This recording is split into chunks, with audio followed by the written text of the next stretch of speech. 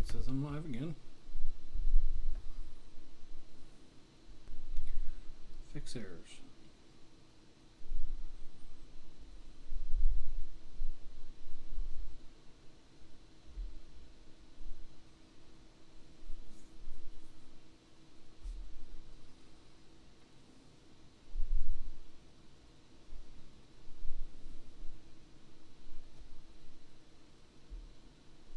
Preview broadcast.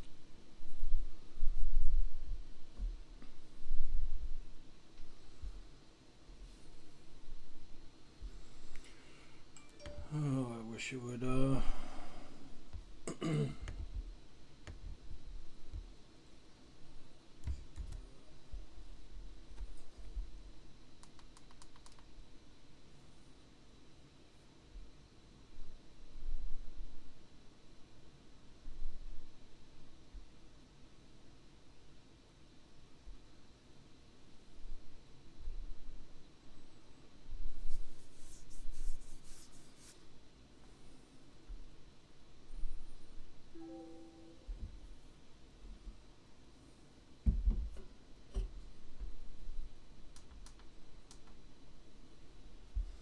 okay.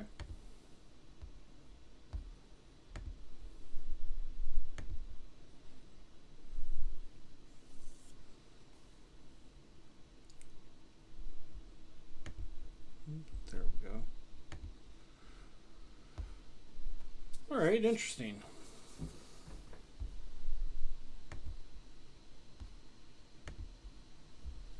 So is this one actually over, or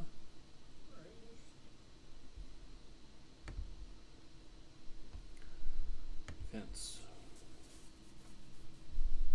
Live now. Live dashboard. Hello, Kevin.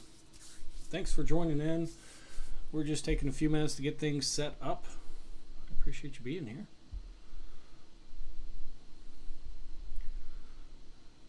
Got about another minute before I wanted to go live with it.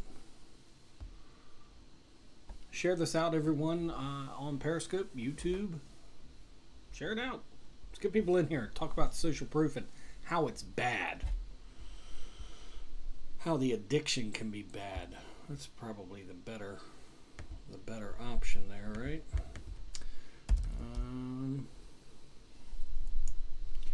Boom, boom, boom, boom, boom, boom, boom. Mute tab, and then we'll do this right here. We'll do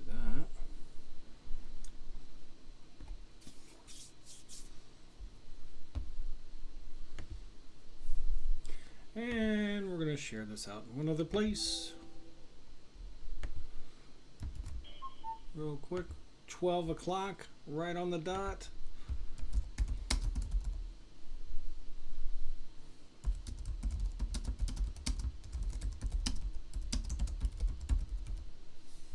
Oh, wow. Nothing wants to type. How interesting. How interesting.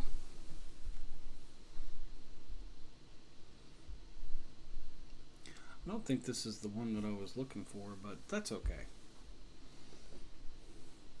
Let's see how it's going. Eagle Ed. Ed, how you doing?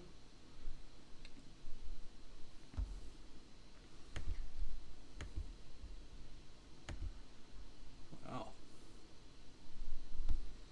That's not right. Hey, Lindsay, how are you? Thanks for chiming in.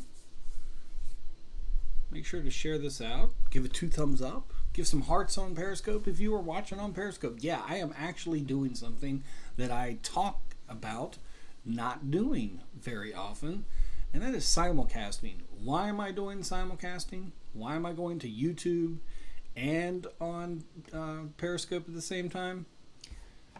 Well, it's Monday, and I figured I wanted to test something out, so I'm testing it out. So, yeah, that's kind of it. Lindsay is on YouTube. Ed. So anyone else that's watching, please make sure you share this out. Give it a thumbs up if you are watching. Give hearts on Periscope. I am getting ready to let me share on Facebook. Let me try and share on Facebook. I just tried to share on Facebook and it didn't want to allow me to do that. Let me look at my CPU usage. It's not that bad. And then we're going to start talking about the topic at hand. This is the Monday meeting. Social proof addiction is bad. We're going to talk about it. I want to hear from you. I'm going to throw up some polls in Periscope. That's why I'm playing with this. I'm just playing around, see how things work out. But sure, make sure you give this some hearts. If you are watching on Periscope, make sure you invite your followers, invite others in, share this out. And on YouTube, do the exact same thing. And let's see.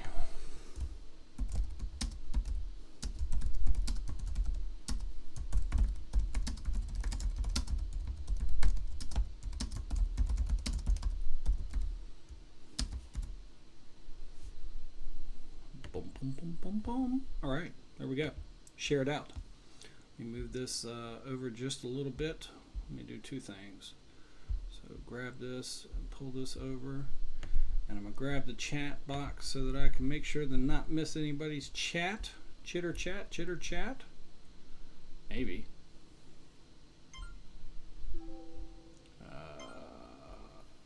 Evidently I can't move that. Okay, well that's fine. Whatever. If you want to be that way. So the general theme of social pressures is that they encourage us to conform. So if you believe that, let me hear in the chat first. Give me some hearts if you believe social pressures and the conformity of society and the conformity that's placed upon us to kind of follow along suit is a general theme that happens in a discussion. I put in the description in YouTube at least about canned laughter. And so what does this have to do with anything? Well, so let's talk about canned laughter. No matter how much audiences claim they dislike canned laughter, the research indicates that canned laughter makes people laugh. And experiments have found that the use of canned laughter actually causes an audience to laugh longer and more often when humorous material is presented, even if that material really isn't humorous. Canned laughter. Now, these are typically on like sitcoms. Sometimes not sitcoms. Maybe they're different types of shows, but usually on sitcoms you hear of canned laughter. So let me know if you've never heard of canned laughter. I would love to go into it a little bit more. No, not really. My font's too small. There we go.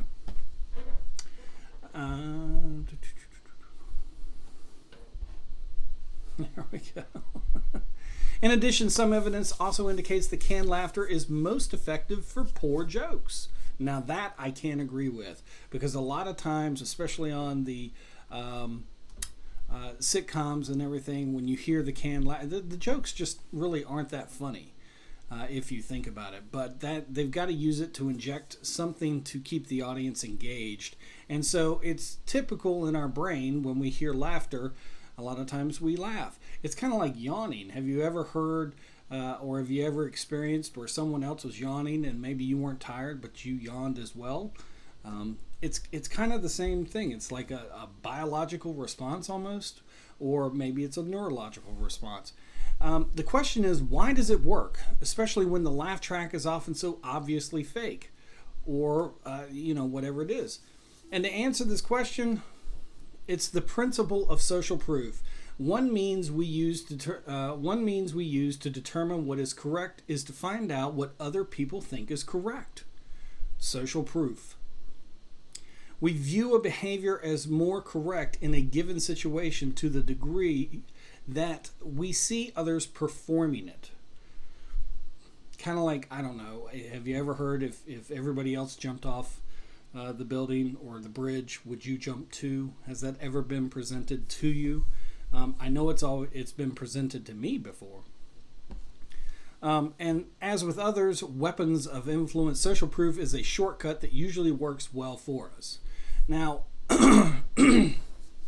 if we conform to the behavior that we see around us, we are less likely to make a social faux pas. Where everybody else is enjoying it or everybody else is going along, you don't want to seem like the odd duck, right? Does that make any sense?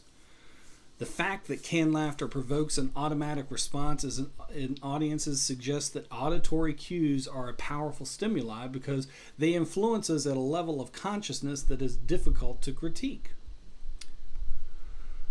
The tendency for people to follow suit trades on the bandwagon fallacy. Are you a bandwagoner?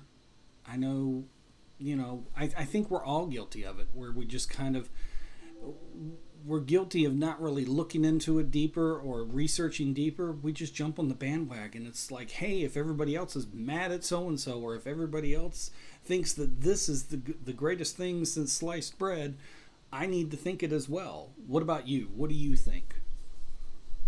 Now, there's the process of saving face. The power of belief is illustrated by the participant observer research into a doomsday cult known as the Guardians, and documented in a 1956 book, When Prophecy Fails. After their prediction that a flood would inundate the world and they would be carried away by spaceships did not transpire, the cult members exhibited increased fervor in their beliefs. So invested were they in their beliefs that they could not risk giving up. Now, let's talk about this, because there are a few examples that I'm going to talk about in specifics to this. And then we're going to talk about how the addiction can be really bad. They were so caught up in it, even though what they had pushed forward was not working, or the result that they claimed did not happen. Instead of admitting fault or admitting that maybe they were wrong, they just kept along. In fact, they got more into it. They got more zealous of it. They got more excited about it, and they followed along. And we've seen this in a few different types of cults. Group members had gone too far, given up too much for their beliefs to see them destroyed. It's like losing self. And I hope that makes sense. It becomes a part of you. It becomes an identification of who you are.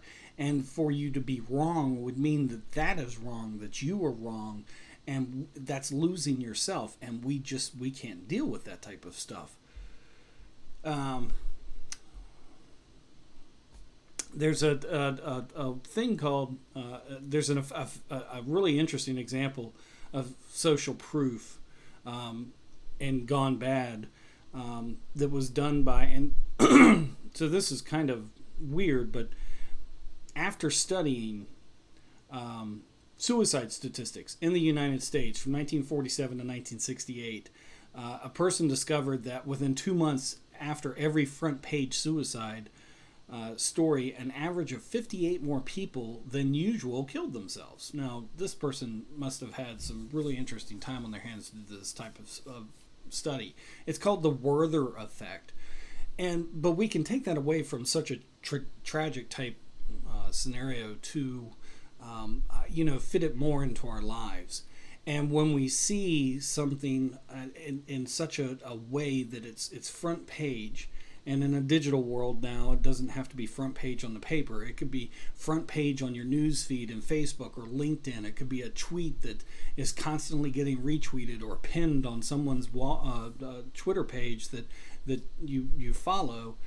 And within a certain amount of time, there's an increase. You will notice an increase of of others that are following along suit, or all of a sudden adopting that behavior, or adopting that mentality, or adopting that type of mentality is probably the best way. And behaviors, and it happens within a certain amount of time that all of a sudden there's an increase, and these would be typically people that would not have considered doing something of this nature, or following along, or believing something of such a nature. And we just finished up here in the U.S. We finished the election the campaign for the president, and we elected a president. But if you look at that, and look at the aftermath that's still going on, there are so many riots and protests and cry-ins. I still don't understand cry-ins.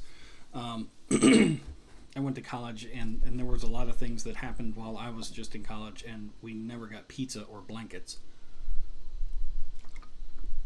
for something like an election that had gone a different way than maybe a majority had felt they would go. But anyway, the tendency,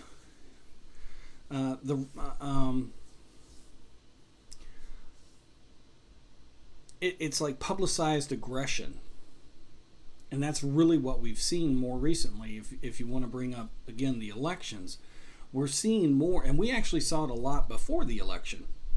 We saw an increase of aggression and aggressive behavior. We saw an increase of bad choices. We saw an increase of people performing and behaving in ways that they really hadn't before, and they would have never considered acting in that way. And so I've heard a lot of people talk about, well, it's the they were always this way. Some of these people were not. Some of these people were just following along because the crowd was going along with that. Those that were in their circle of social norm, whether it be digitally or in real life. And then there's the uncertainty of being wrong, and that has us follow along with, doing these types of bad behavior, following along with what's called social proof. Another bad example is the Jonestown massacre, where the Reverend Jim Jones had all his followers drink poison Kool-Aid, essentially, and it killed all of them. And it was, would people normally have done something of that were in that group, or were they just so far gone, or was it a mass adoption, I guess, really? And the last example that I have, and I've got a picture that I actually want to show, is called the Buffalo Jump. And the Buffalo Jump goes along with the principle of, buffaloes are large, massive animals, and back in the 1800s, when they were hunted greatly, people, one of the things that Native Americans would do is they would drive a herd over a cliff, basically killing the cliff. Now, it's an instinctual in animals self-preservation, and these animals were, essentially what happens was the buffalo felt whoever was in the lead, that was the only, they had this massive herd behind them. They couldn't stop the entire herd, so they went off the cliff. They probably didn't jump off the cliff. They were actually just forced off the cliff, by the mass, by the sheer mass of the rest of the herd coming up. But as that happened, and as another and another and another jump over the cliff, others aren't being forced. They just keep going. They don't stop. And when that happens, the entire herd is dead. It kills itself off. Now, what does this have to do with life or with business? How often are you adopting principles, or adopting, not principles, but adopting actions and behaviors that you normally would never have considered, or adopting behaviors and adopting actions that really have no benefit to you and what you're currently trying to do, whatever the goal is, whatever that result is that you're trying to achieve, but you've adopted some behaviors and some mannerisms because you've seen other people do it, and so you've gone into, well, if they're doing it, then it must be right, I'll do it too. And I've got a quote that I put out there by W. Somerset Maugham, and it said, if 50 million people say something foolish, it's still foolish. And the same is true if 100 people do something wrong, it's still wrong.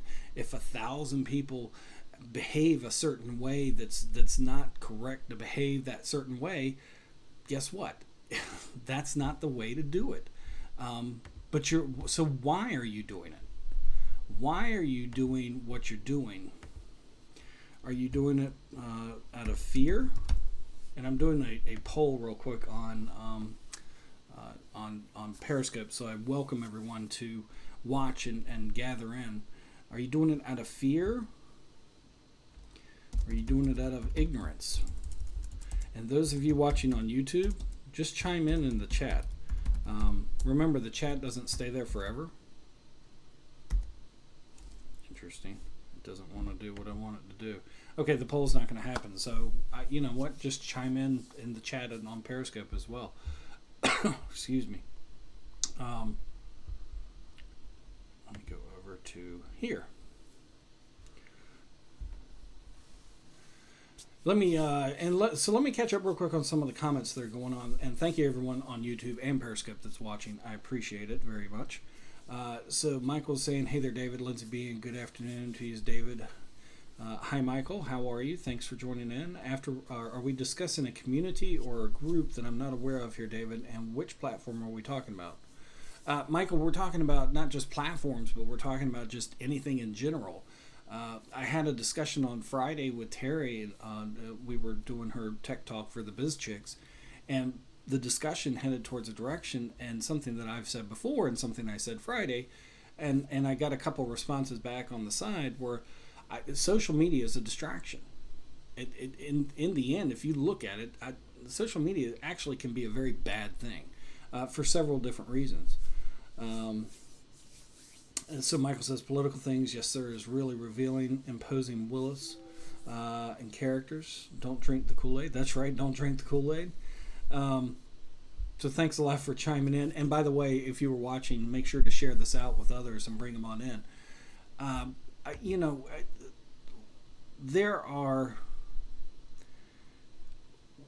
if you've adopted mannerisms or behaviors or actions, whether it be in business or life, when you have goals and achievements that you are trying to ascertain, and what you're doing really doesn't help, why do you continue to do it? Do you do it out of ignorance? Do you do it out of fear? Do you do it because you want to try and save face? I've been doing it for so long, I can't stop now.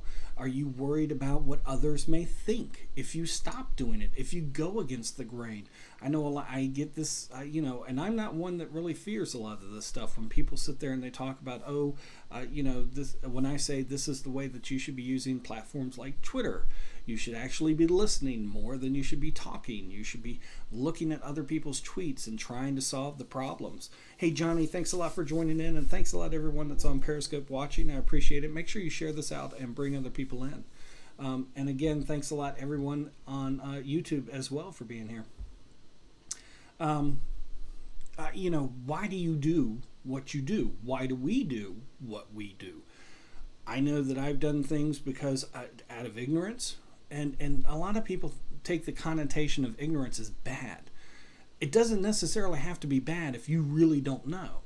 It can be a progression. It's like being introduced to something new, and you're introduced to it through a certain person, or you're introduced to it through a certain group or a platform or something, and you see others doing it, and so you're like, well, I can do this type of stuff.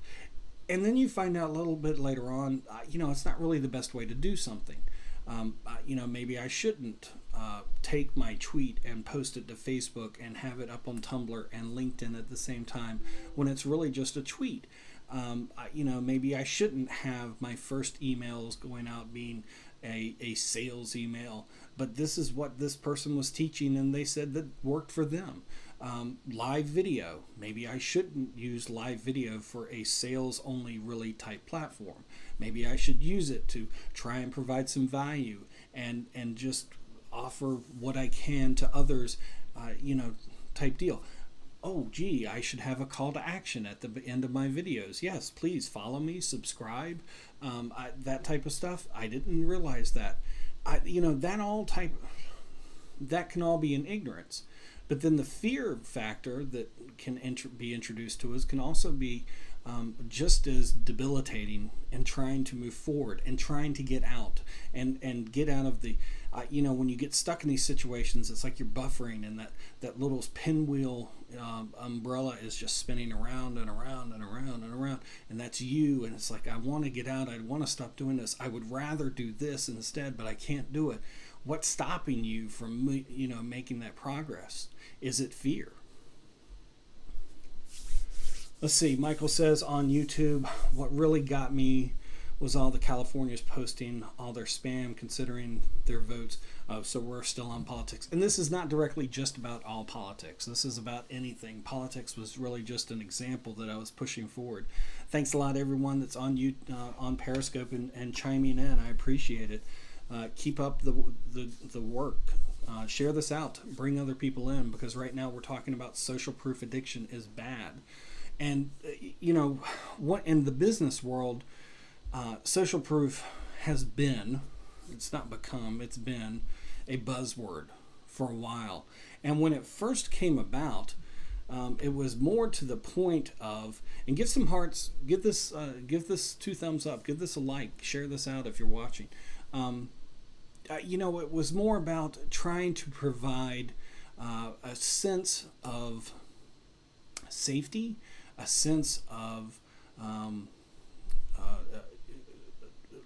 you'll see social proof sometimes. I'll give you an example, like on a sales page for a product or a service that you're finding on the internet, and you see the picture, the avatar of the person, and you see some kind of great quote, this is the best thing since sliced bread. You've seen it on the backs of books, those things that have paper and binders, and on the back, and you have all these different reviews. Let me get the Buffalo Jump thing off real quick, because I think that's now distracting to me.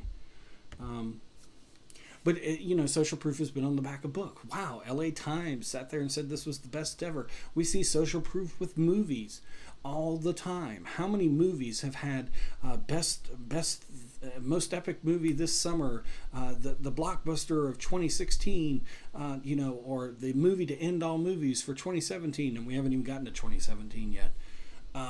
You see that type of social proof all the time, and it's there to entice you to sit there and bring you in and say, well, in your mind, it's I must go see it. And so we get duped out of our money. We get duped into purchasing something that sometimes just doesn't. Then you find out after you've gotten it, it's really not that great. And this is just crap. What were all these other people thinking? And then you go back and you start thinking, well, all these other people, I saw these great reviews, and I must be doing something wrong, or maybe there's something wrong with me if I don't get what these other people were getting. No, most of that stuff, honestly, is paid for. It's like paid advertisement. A lot of people will get paid. You can search the internet for reviews and stuff of that nature. So social proof in the business world and in life has always kind of been there, and just kind of grown and multiplied. Somebody sat there at one point and was like, well, I'll just put all these great reviews for baking soda, and so all of a sudden we started buying baking soda. Actually, baking soda is a really awesome product. It's got lots of great uses to it. How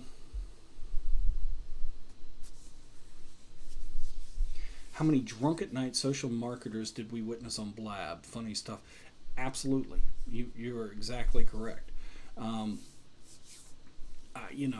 many do we witness where we see the actual, and this is one of the benefits of live video.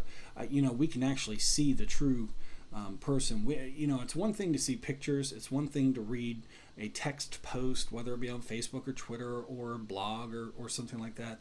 And it's even one thing to see like a polished YouTube video or Vimeo video where, the editing's been done. Those things are all, they can be very polished, but when it's live video, just like what I'm doing right now, this is me, this is it. You're seeing my facial reactions as they're happening, as I'm talking, as I'm stumbling through and trying to come up with stuff. That's more social proof about, hey, this is who, David is. This is something that he's talking about.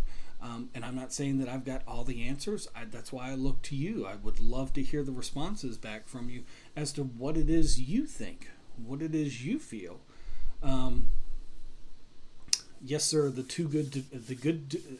to be true spam is everywhere. Yes, it is. The good. Hey, thanks a lot for the comments in there, the kisses and hearts. I appreciate this, and make sure you're sharing this out with other people and bringing them in on Periscope. Um, so that's kind of. I hope I'm putting you into, and if you're catching this on the replay, and I'm sorry, I should have done this way earlier. Thanks a lot for watching the replay. Make sure you leave a comment down below. If you got any questions or something that I missed, please let me know. But with everything that we are, so I hope what I've been providing you has been helpful to kind of bring about an awareness as to why social proof addiction and why it is an addiction, and in areas that you may not feel it's an addiction, is actually a bad thing. And it can be overcome. It can take time. Now, some social proof is actually good.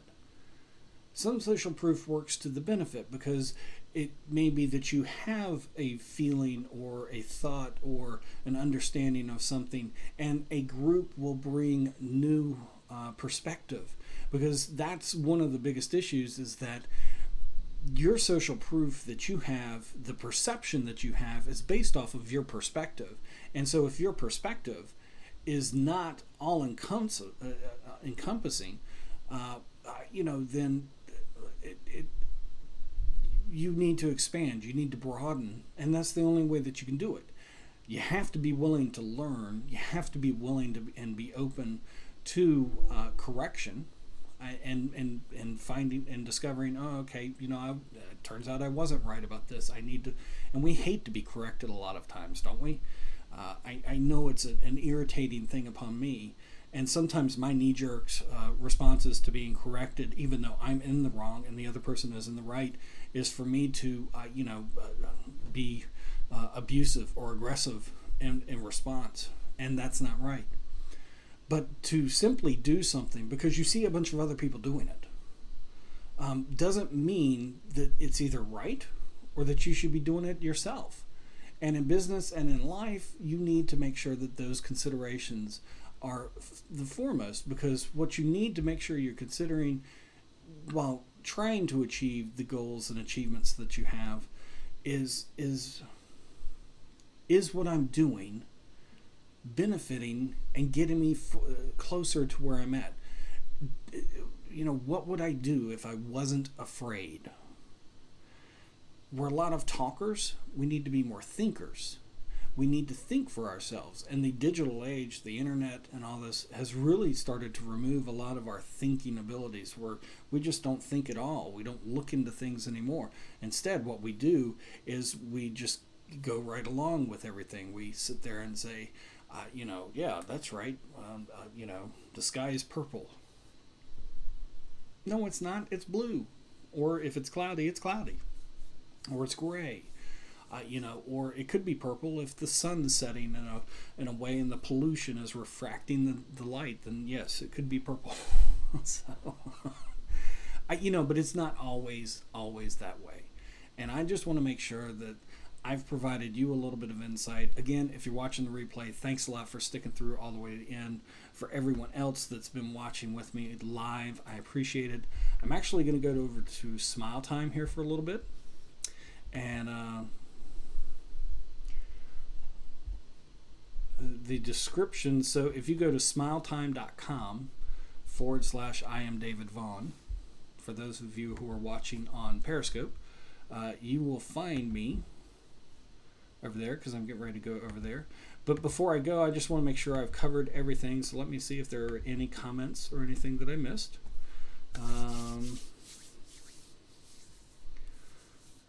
Like the ability to pop out the chat window. Expand, broaden, and experience before ever rating, promoting, commenting, or inviting anything or anyone on any platform, in my opinion, of course. And that's tough to do.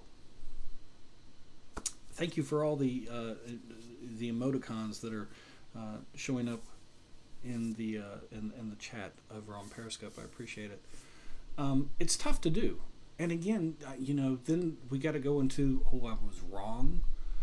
Do I save face?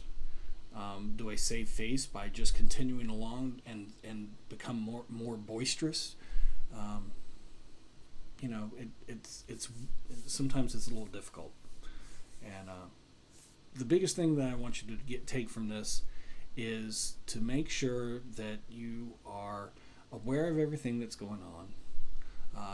Try and broaden and research your horizons, your understandings. Just because everybody else is doing something doesn't make it okay, doesn't make it right. Keep this quote, that if 50 million people do something foolish, it is still foolish. And just work with that type of,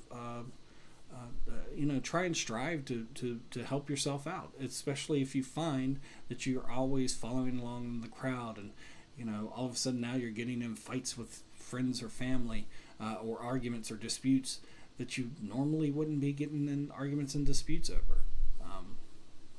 So my name is David Vaughan. Like it says down below, thanks a lot for tuning in. I appreciate it. I hope everyone has a wonderful, happy Monday, and I will see you again soon. Join me over on Smile Time for the after chat, and we'll see you again soon. Thanks a lot for joining in. I appreciate it.